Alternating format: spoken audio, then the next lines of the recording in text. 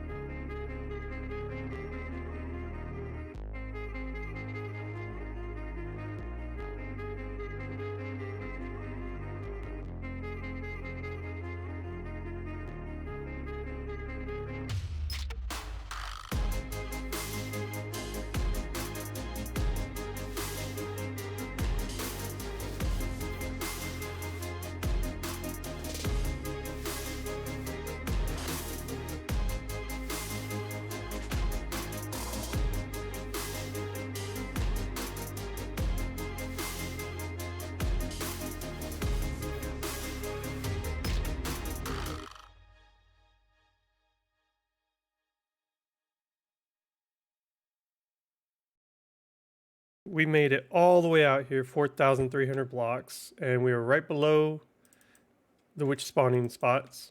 So we just need to now pillar up there and go ahead and get the farm together.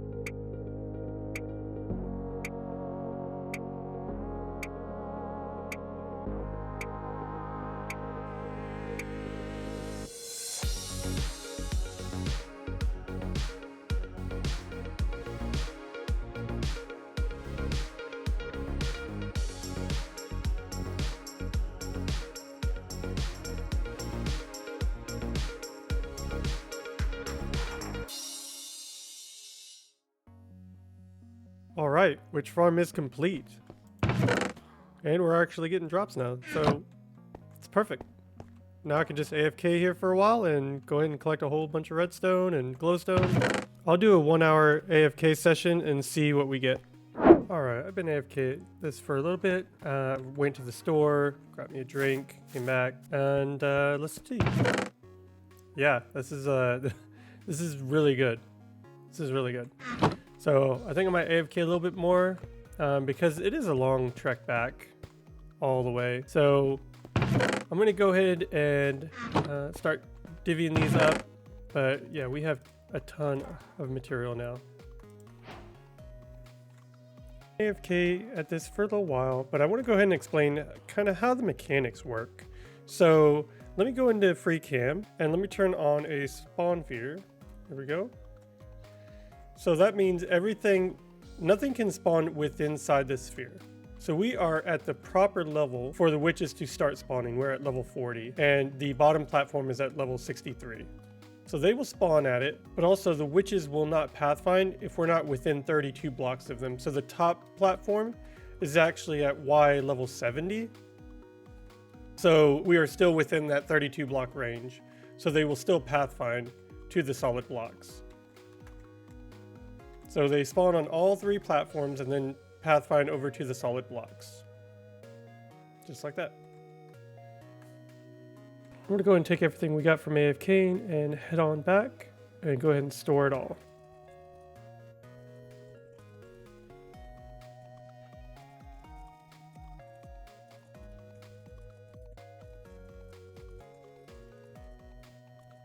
So now that we have the witch farm designed and complete, I think I want to construct a better mob farm so we can actually get a larger supply of iron, because I want to get an anvil and we need at least 10 more ingots, and that's going to take a while. So I think though for now I want to grind out, get 10 more ingots, maybe do a little bit more fishing and get a looting book and make a mending sword with looting so we can have a proper way to collect drop. So I think that's what I'll do. All right, little progress update. I've been fishing quite a bit, and I've got a lot of fishing rods, bows, a decent amount of books, but no looting books yet. I do have a mending book, so that's good. Sharpness 3, sweeping edge 3, so we can make a decent sword. We just need looting. A bunch of fish, a bunch of junk items here, more bows. But I want to keep fishing until I can get either a fishing rod that has Luck of the Sea on it and we can combine them, but we're still going to need a lot more iron. We need at least 10 more iron so we can make that anvil. But I wanted to get the looting sword, or the looting book first. I have had people ask me in the comments what my statistics look like. So currently I have 21 iron minus the 5 that I made the hopper for the witch farm. So that gives me what, 26 iron. And my statistics currently show that I've killed over 4,500 zombies. So the odds are not really good in my favor. That's why we need a better mob farm and a looting sword. All right, so I've been grinding away here for a long time today, and I've actually collected enough iron to make an anvil. So I brought over the books that we're going to be combining, the fishing rods. We're going to do lure 3 and Luck of the Sea 3, and we're also going to grab this iron sword and make a mending sword.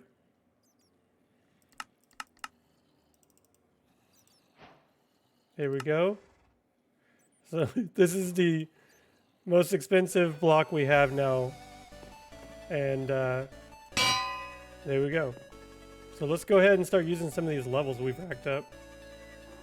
So let's do... let's see, Smite 4? That might be good for all the zombies.